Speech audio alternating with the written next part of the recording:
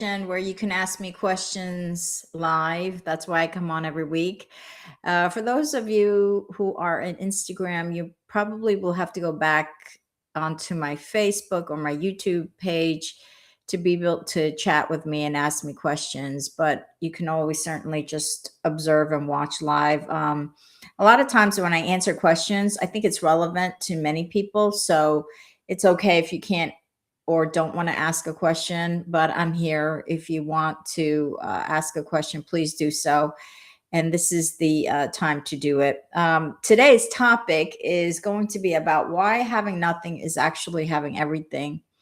Why having nothing is actually having everything. And that's today's topic. So if you have questions about this topic or another topic, please let me know. I love this topic. Is one of the most freeing manifestational tool that you could tap into.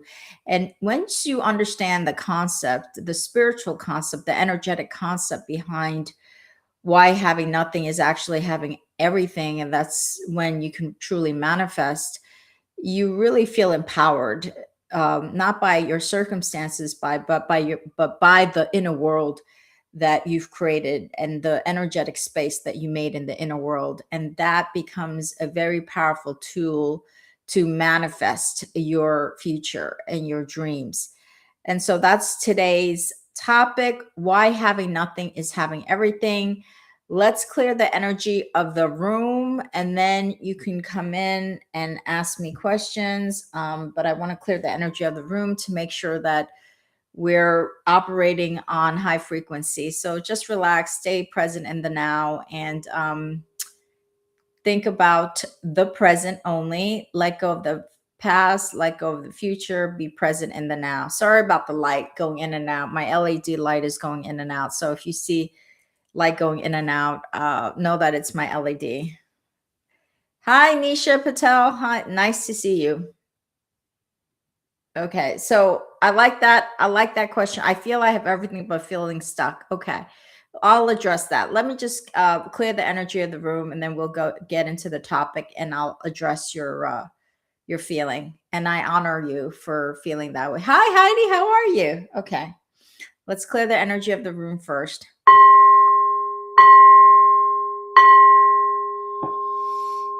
There, God, angel, spirit guides, send message, divine creator. Thank you so much for allowing us to create the sacred space and clear this energetic frequency of this sacred space in this session and in this room. Thank you so much for allowing us to be able to talk about this topic on why having everything, why having nothing is actually having everything.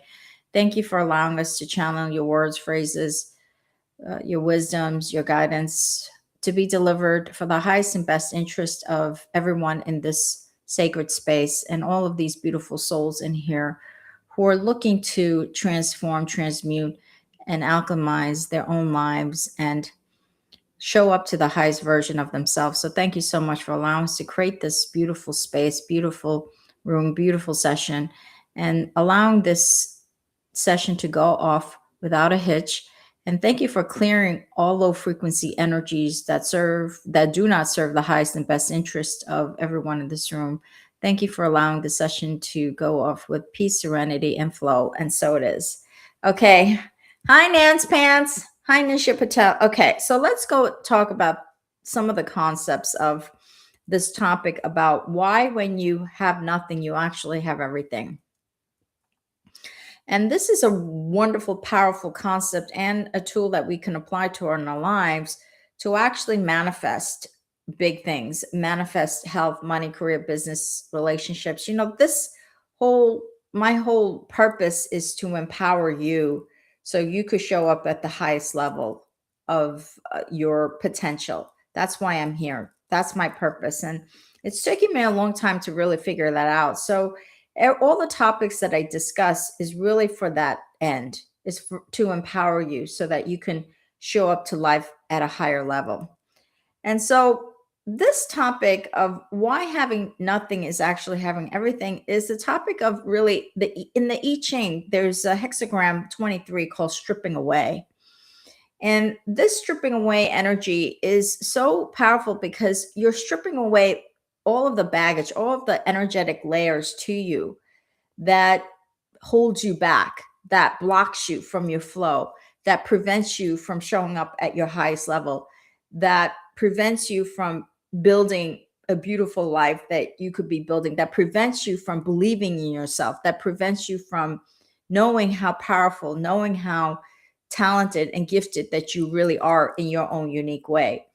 And so it really taps into the stripping away energy of the I Ching is when we start to strip away these layers of us that no longer serve us, these belief systems that we have held onto because we've absorbed in society, and we keep stripping away each layer of those belief systems that do not serve us, that do not align with our infinite potential, right? Because you are an infinite being of infinite potential. That's what you are.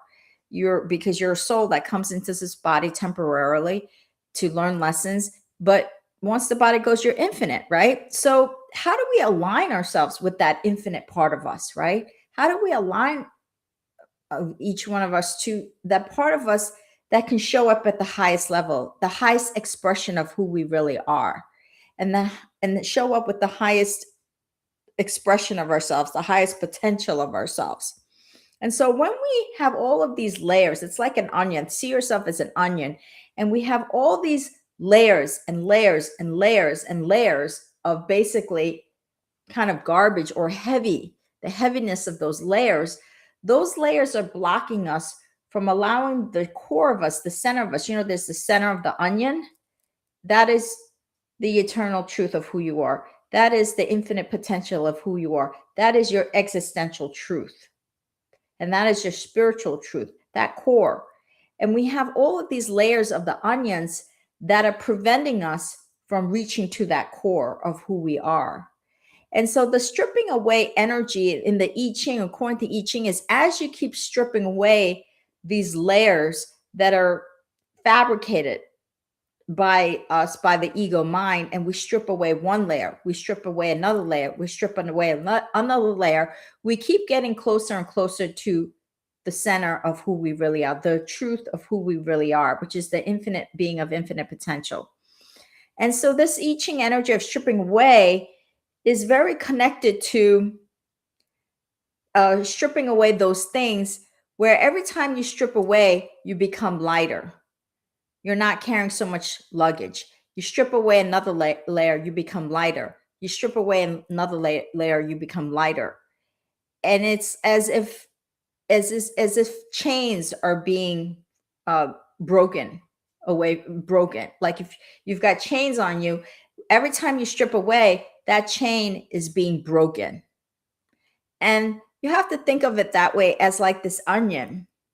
And so your soul is in like kind of this vessel of light, and that vessel of light can only hold so much, meaning that it can only hold so much of the garbage. It can only hold so much of the things that do not serve you. It's like a glass cup. The glass is the vessel, and then you pour the water in there. See the water as the light. And if you pour too much, then you try to pour more light into it. It can't fit, right? So see yourself as this vessel of light, and how much light can you bring in? But if it's full, if the vessel's already full and you're trying to bring in something new, something better, then it can't come in. And so when we start to strip away and when we empty that cup, right? When we empty that water cup, we say we have no more water. Or let's say we've lost the money in the bank account. We had a 300,000 in the bank account, and all of a sudden we don't have anything. We've lost everything in the bank account. It's as if we poured out the water. Now, losing money in the bank account is very devastating, right? Because maybe you worked really hard for it. Maybe you worked hard for that money, and now there's nothing. That could be one of the most devastating thing that you could go through, right? That you worked hard for this money and now it's no longer there. But in spiritual terms, losing that money may have been the best thing for you, because that money could have prevented you from really reaching to your essence, your infinite potential, your infinite gifts. Because what happens is when we have our vessel too crowded, it's not emptied, it's filled with so many things. What's happening is we're not free. We're not energetically free, which means that we can't tap into the creative resources that we have. And it's all through the mind that everything is created and built. When we have great ideas, when we have unique ideas, our mind is the resources, is our greatest resource. Everything that we see in the physical world that have been built is because of the mind. It begins with an idea. That's why in I Ching, creativity is number one. The creative force is number one, because it's through the creation of the idea of the mind, the creativity of the mind, that begins the process of manifestation, of building, of creating the material world.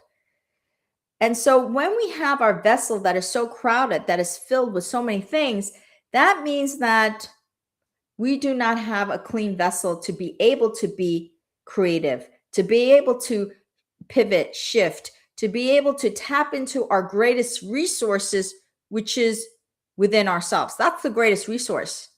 The greatest resource, because you will figure out how to make that money. You will figure out how to do this. You will figure out how to do that through the mind, through the internal world. So when our internal world and that vessel is completely filled, that means that we can't be creative, or we can't have clarity, or we can't have focus, because we're so crowded. That vessel is so crowded that there's no room for creativity. There's no room for clarity. There's no room for focus. There's no room, because it's so crowded. And so that's why when we have this vessel that is too full and crowded, there's no room for real creation or uniqueness, or being able to be resourceful, or being able to be super creative. Because when you're super creative, that's when you bring that creation, that idea into action, and that action starts to create some manifestation, right? So this is why that vessel, when it's empty, it's like emptying out your crowded house. It's like even feng shui. When your house is so crowded with things, the energy can't flow through the house because it's so crowded. But let's say when you clean out the house, right? You clean out all the stuff and you organize. Don't you feel great? Don't you feel organized? Don't you feel free? Don't you feel like peaceful? It's the same thing with your energetic state. When that vessel is so crowded, there is no unique ideas that come through to you. There's no focus. There's no clarity. Everything feels crowded and things can't come in. Better opportunities, better situations, better people cannot come in to your energetic space, into that vessel.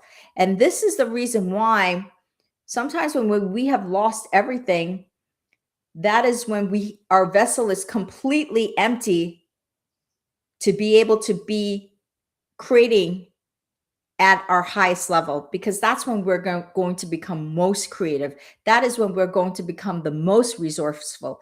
That is when we're going to dig into a place within ourselves that we've never dug in before, that sets us apart from everyone, where you can truly express the uniqueness and gift of who you truly are, that how God created you with such uniqueness, right? With your unique human design being able to be expressed out into the universe, is when your vessel is empty.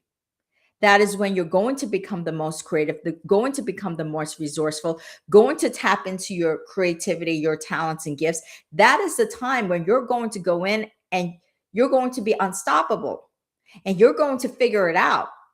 Because also that is a time when you have nothing to lose, right? If you have nothing, what do you have to lose at that point, right? Which means that you can take more risks. You could be more creative. You could be more resourceful because you have nothing to lose.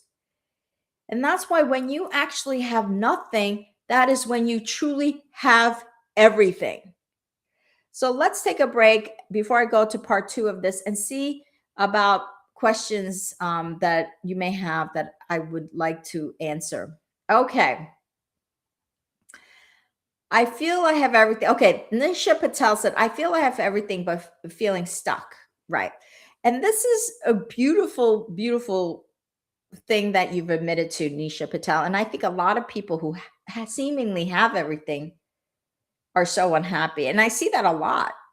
I see that a lot where I live, where people have so much, but they are so empty. I see people who have the most amount of monies get the most divorce. Why is that? Why is it that when they have the most amount of money and they have the most amount of resources, they seem to have a marriage, they seem to have a lot of money, that they're so unhappy? Why is it that some of the wealthiest places are the highest statistic level of divorce? It's because what it is that the material manifestations, once that material things manifest, it no longer ultimately fulfills us. It brings us some level of comfort, but the soul is looking to expand and grow infinitely, right? Just what you could have $1 billion in the bank account, but your soul still needs to grow and expand because it's really about the soul's journey. And you're in this life, what you call life, for the expansion growth of the soul. That's what it really is about. So once you've achieved that sort of that material wealth, so what?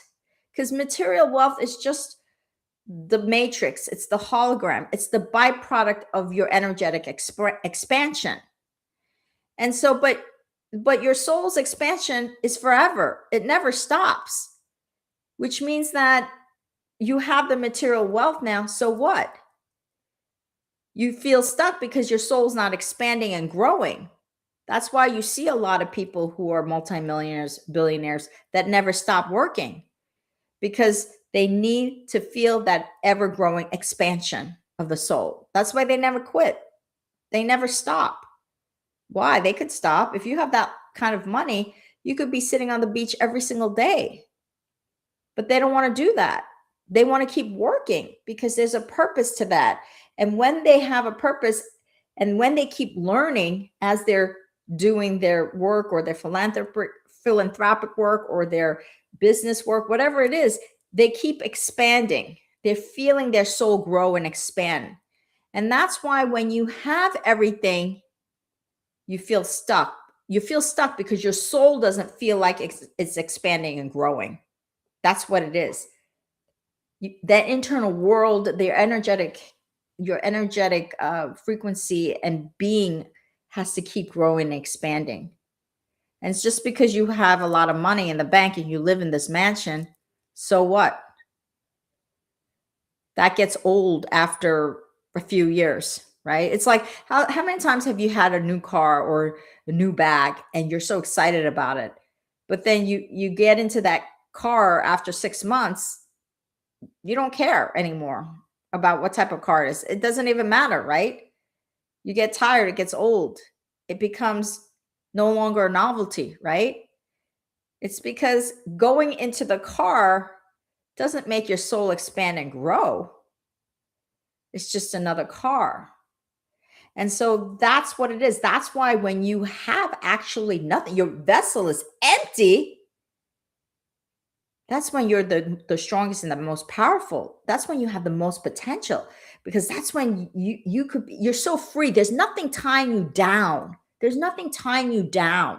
There's no money tying you down. You don't have to worry about money. You don't have to worry about this. You're not attached to this. You're not attached to that. There's no attachment to anything. And that freedom is what makes you incredibly creative, incredibly resourceful, incredibly thinking out of the box. Like you have nothing to lose. And that is where your true power lies. It's always within because all manifestation is happening inside out. It's not outside in. So as you are commanding your inner world, that outer world commands and follows your inner world. So think about if your inner world, there's nothing there to attach you or to hold you down. in the inner world, that means you're unstoppable. You're unstoppable at that point. And that's why having nothing is a very powerful state. Does it mean that you're not going to go through some kind of trauma or some kind of grief if you've lost things? You've lost your home, or if you lost money? Of course you will. Of course you would go through grief. Of course. And we have to acknowledge that, and we have to allow that process to take its course. We're not going to deny uh, we're not going to just try to put our emotions of grief and trauma under the rug. We want to acknowledge those traumas and griefs, but we're going to use it to transcend and transmute and alchemize and say, wow, I have nothing to lose at this point. But I have everything, because I have my inner world that is showing me to more creativity, more resources, more to access my talents and gifts at levels that I've never done before. And you become very powerful because you have nothing to lose. And you are the most creative at that point. And that creativity is everything. That's why I said in I Ching, creative force is number one. Because creation and creativity must precede everything else. Okay, so I hope that has helped you, Nisha Patel. Hi, Nance Pants. Hi, Hall Muddy. Needed invitations to your country. Okay. Hi, Trish. Hi, Spiritual Disco. Love this topic. I've been trying to change the way I interact with the world through internal work, and this is definitely one of the things that touch on my perception. Glad that the message is helping you. Okay. Hi, Trish Joyce.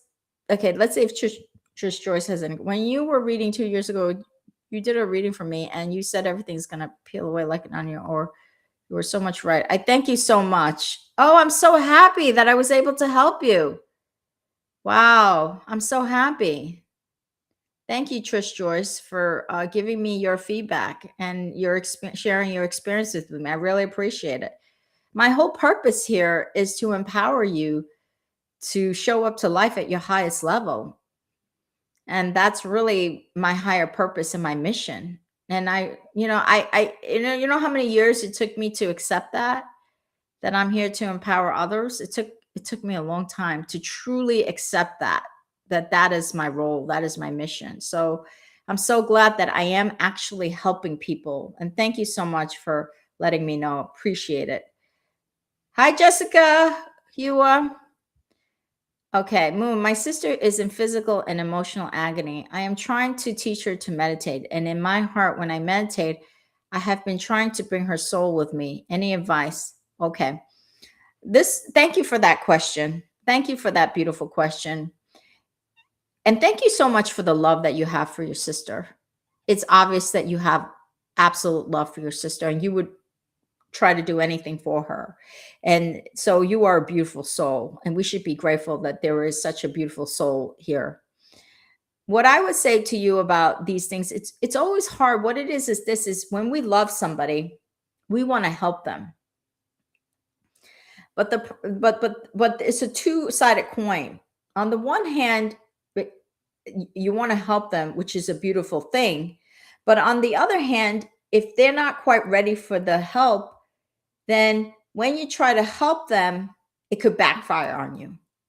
It could backfire on you, and you could deteriorate your relationship with your sister, because she won't take it positively. She will be defensive. She won't take your advice, and she won't receive it. So there's nothing you could do about your sister's journey or her soul as to whether she's ready or not for that advice. That's something that you have to let go. You have to let go whether she's ready or not. That is her own soul's unique journey that only God knows. God knows the big picture. We're in the picture, so we don't know the big picture of why your sister's going through this. Now, if she's ready to receive your advice, then yes, she will receive it, and she will do those meditations. And so basically, you want to strike a balance. You want to tell her that you're here to help her in any way that you can, and you will help her in any way that you can, in any, capacity that you're able to do so. You want to express that to her very clearly and say, I love you. And then you want her to, you want to, you want to step back and let her go on her journey. You can make the suggestions that you have made, like, oh, meditation, this. These are all beautiful suggestions. And then let her decide if she's going to take your advice. Let her be on that journey. Let her make that decision. Don't force it on her. Don't try to manipulate her into doing things that you think is best for her. Make the suggestions. Tell her that I'm here for you if you need me. If you ever need advice, suggestions, I'm here. I'll help you wherever I can. Make sure she knows that you are going to be there for her. Make suggestions, but don't force. That's how you strike that balance, because you don't know if she's ready for it or not. And if she's not ready for it, then it could really backfire on you if you keep on forcing it down her throat, because nobody wants forcing. And then she's going to take it defensively, and it could hurt your relationship. So we don't want your relationship to be hurt. So you want to come forward and say, I'm willing to help you make those suggestions, and then let her make the decisions. And then say to God, I know that you have her back. I don't know the big picture, but I'm going to surrender and let go, that you are guiding her to her highest and best good, that maybe it's not her lifetime to understand certain things. It's not everybody's soul's journey to be awakened in this life. Maybe it's not her journey in this life. Maybe it's not. So that's where you have to really strengthen your faith and trust in the infinite wisdom of God, infinite wisdom of spirit. You have to let it go, and you have to trust. That's where you have to train your inner world to surrender and let go and trust that everything happens the way it should. Because we don't know the big picture. We're in the picture. And so we don't know exactly what her soul's journey is. And therefore, we're going to be there for her and support her, but we don't want to force anything on her. Does that make sense? Okay. But it's a great question, because a lot of people are in your boat. You're not the only one, Jessica. A lot of people. So thank you for being such a beautiful sister to her. You're a beautiful soul. Thank you so much. Okay. Hi, Kathy S27. At this time in my life, I don't feel the need to be around a lot of people. I've discovered a new ability, creating art. I never thought I would be able to make what I have. Is there a correlation? Absolutely, there is. Absolutely. You know why, Kathy? You know what? That energy that I don't need to be around a lot of people, you know what that energy is? Freedom. Freedom. That energy is independence. That energy is non-attachment. And anytime you have that energy of non-attachment, independence, it doesn't mean that you can't love others or others can't love you, but at this point in your time, you choose not to be around people. You choose not to be around a lot of people. That shows confidence too. Independence, non-attachment. Those things create a free energy. And what does free energy create? It's like that, it creates that empty vessel where you could be creating, building. You could be at your highest level and show up at the highest level who you are, because you're creating flow. You're removing blockages. You're removing resistant energies. That's why you're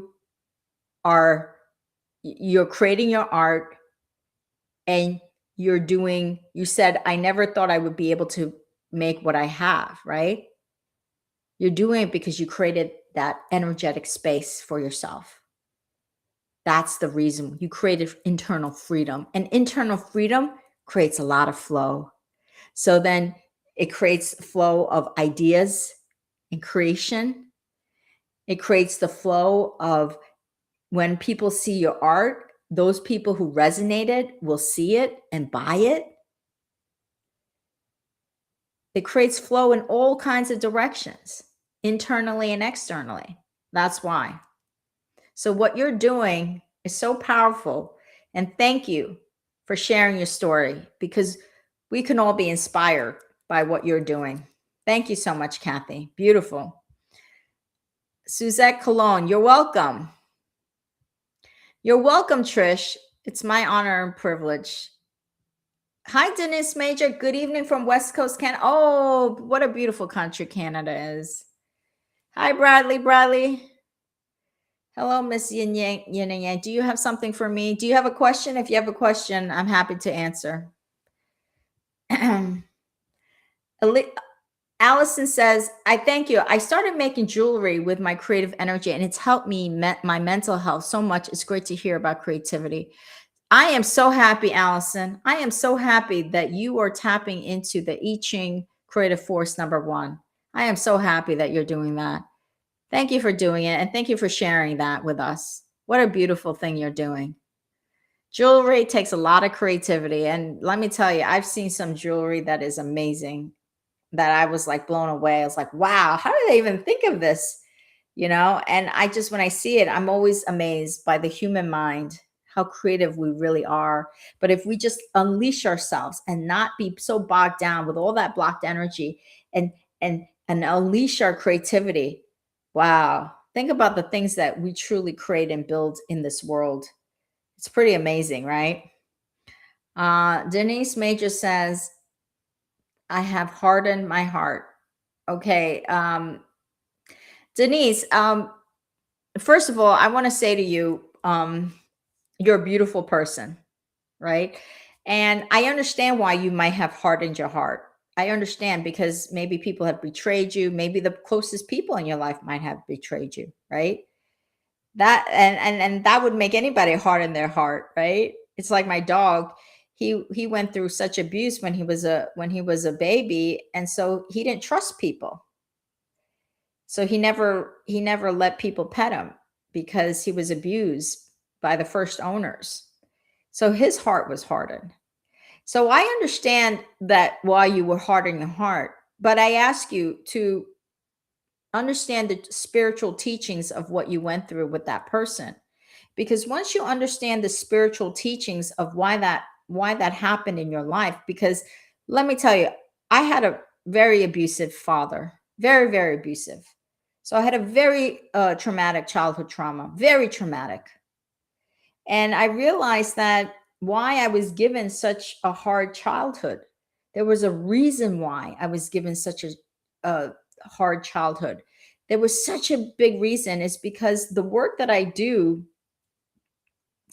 has to go through some of that trauma, because I have to be able to transmute, alchemize, and transcend those types of events, very, very hard events, in order to do the work that I do, in order to fulfill my mission and purpose. And I talk about this in my Chosen One video, why Chosen One and childhood trauma are connected. And when I say Chosen One, I'm not saying that one person is special. That's not what I'm saying. Chosen ones are people who are really chosen to be on a special mission, a higher purpose, to change the frequency of the planet. And that mission becomes everything. It trumps everything. And when you recognize that you're a chosen one, and you make a conscious intention to fulfill that purpose, that means that trumps everything. That's going to trump friends. That might trump relationships.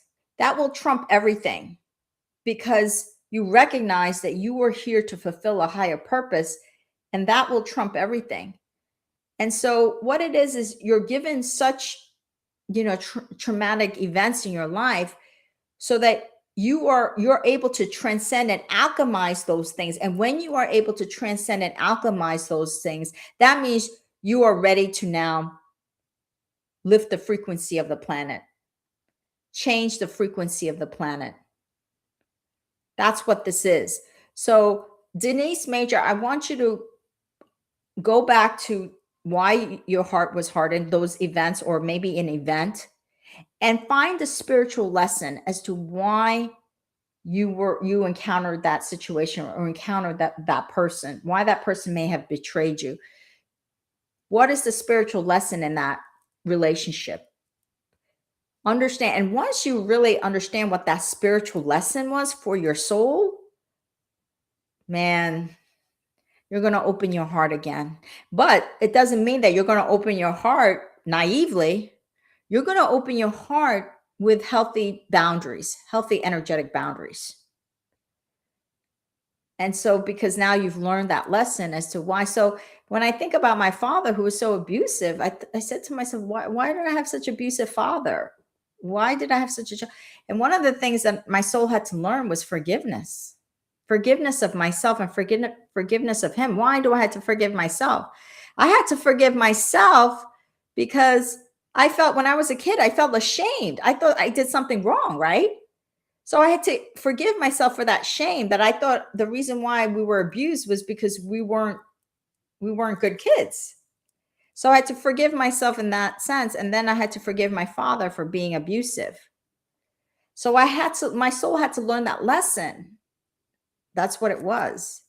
So yes, I am cautious with people, right? But I try to keep my heart and mind open. So I want you to think about the spiritual lesson of what it is that you went through. And I know that it was very traumatic, Denise, and I acknowledge that. Thank you so much for sharing. Okay, so let's see. You're welcome. You're welcome, Kathy. You're welcome, Denise.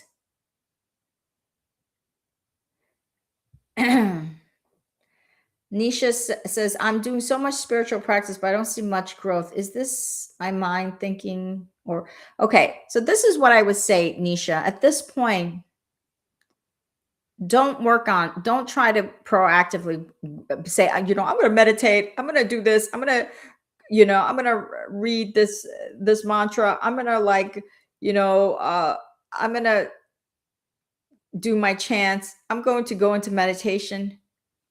Don't do that. What I would do is this. I would do the things that make me feel peaceful, calm. So maybe you take a trip to a place where you feel so connected to yourself and connected to God naturally. You're not forcing anything, you're not manipulating anything. So you say, I'm working on my spiritual practice and it's not working. That means don't do it anymore. Pause it for now. Now you might return to it later and that would be good, but pause. Pause. Spirituality doesn't mean going here and going, oh, that's not what spirituality means. Spirituality means being so present in the now that you are so connected with yourself and everything in the universe and God that you could feel that connection. You could feel that you are an eternal being of infinite potential and you're the highest vibrational frequency of light. You are made up of the highest vibrational frequency of light, which is love. When you can feel that, you are in a spiritual place. So if you can't get there by doing don't do it. Do the things that make you feel so present in the now. So present. What is it for you? Is it taking a hike? Is it flying an airplane? Is it, swimming in the ocean? What is it for you? Is it walking your dog? Is it spending time with your family? What is the moments where you could be so present in the now that you're not thinking about the past or the future, that you're just smiling, you're happy, you're joyous? Do those things and stop trying to force a spiritual practice because forcing is not going to forcing brings resistant blocked energy. That's why you want to stop the forcing. That's why I say don't do it anymore. Pause at the moment. You could return to it when you're ready, but it feels like it's not working. So don't try to force those spiritual practices. Pause and do the things that make you feel so present in the now and that make you feel so connected with yourself so connected with the universe and God, okay? And a lot of times, you know what I find to be the most spiritual thing that makes me connected, makes me come home to my that where I could feel that I'm returning home to my soul is in the presence of nature. Whenever I'm with nature, I feel the presence of God. I feel the presence of my spirituality. Just nature, just being with nature. Okay. So I hope that has helped you. Um Hi, Carmen. Thank you for sharing. I'm starting to learn to see the truth of it all, learning process. Yes, it's always a process. Kelly Holland says, can you discuss when we meet someone who truly inspires us? What is their role in our life? Great question. I love that question. What is their role in your life? So we don't need to overthink if this person should be our mentor, if this person should be our partner, if this person should be our best friend. We don't need to overthink that. We're going to take that inspiration and we're going to use it and bring it internally and inspire us to be our to find our talents and gifts and our own creativity. That's what inspiration is all about. It's not that this person necessarily has a role in your life. Maybe he or she does, maybe he or she doesn't. It doesn't matter.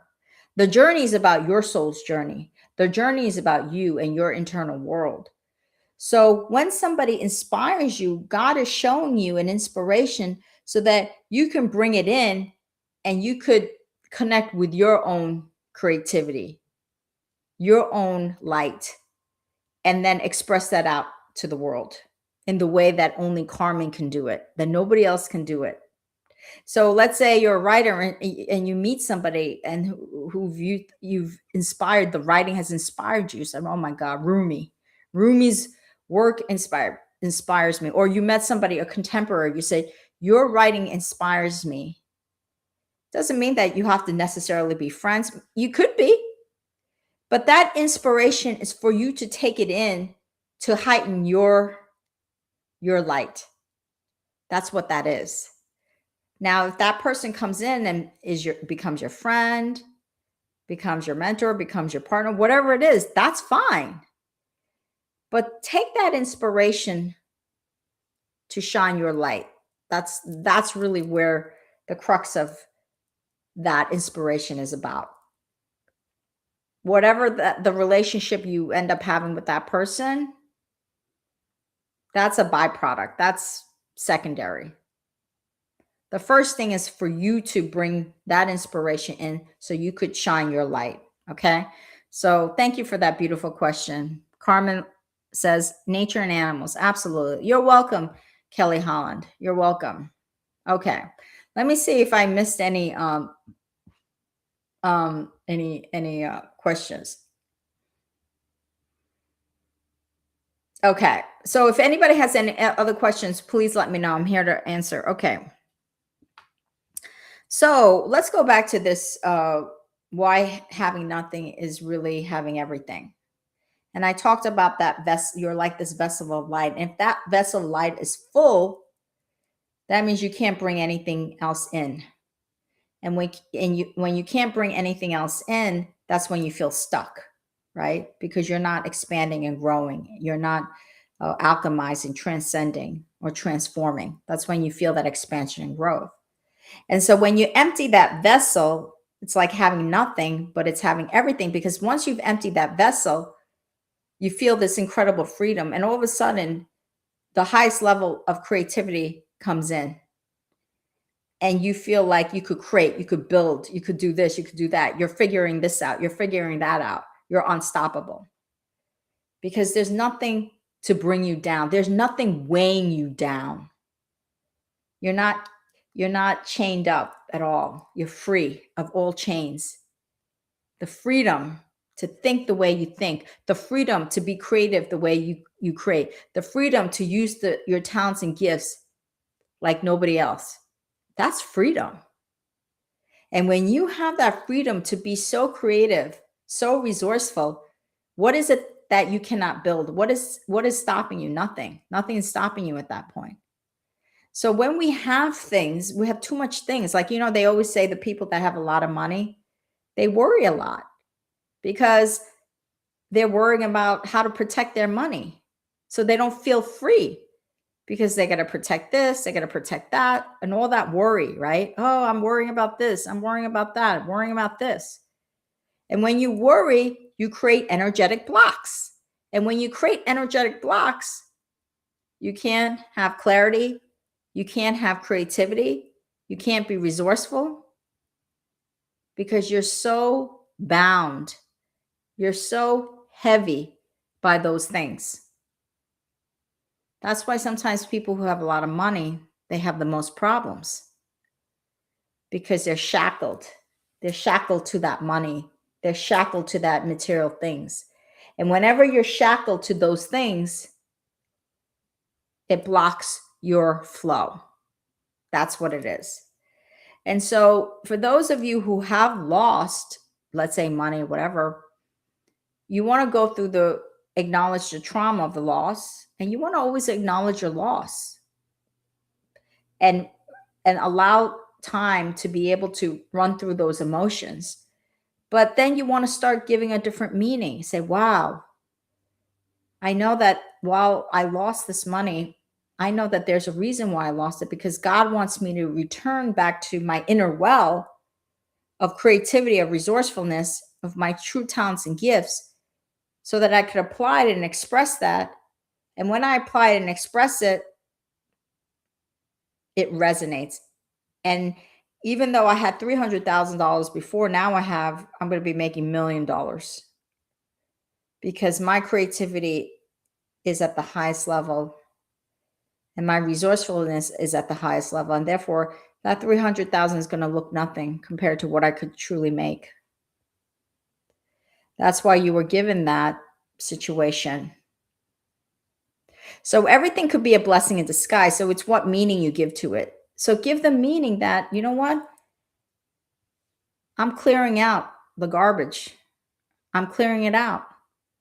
I'm clearing out the garbage so I can be more creative, more free, more resourceful, and nothing's stopping me because I'm not attached. I'm not shackled to anything. I'm free. And that's the most powerful thing that you can ever have. So thank you so much. Okay.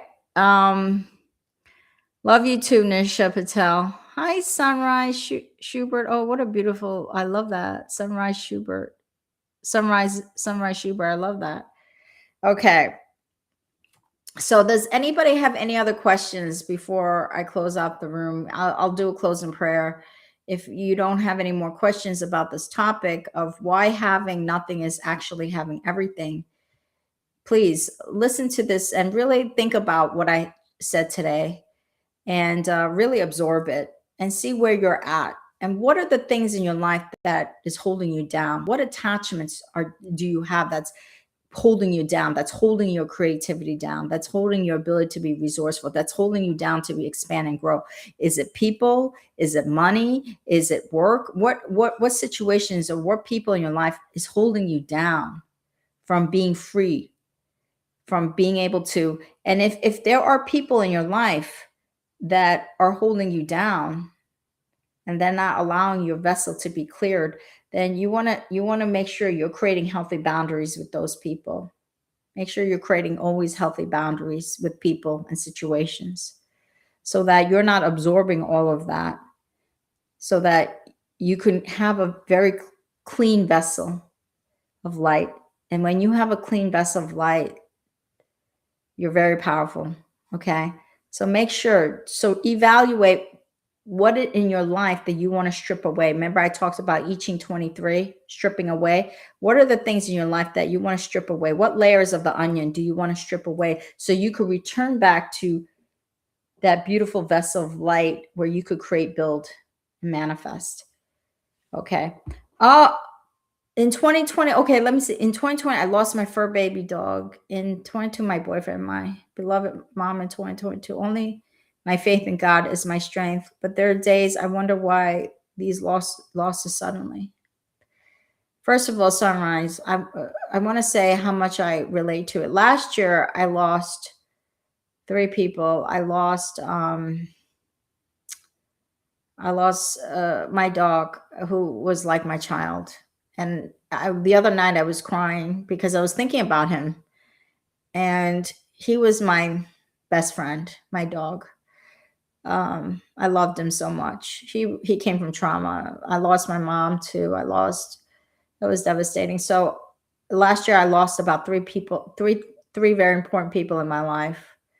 And there are times when I still cry, when I think about, but like you, I made my faith stronger. I told God, I said, God, my faith is going to become stronger. And I agree. My faith is the only thing that held me together, that ever held me together, that ever holds me together.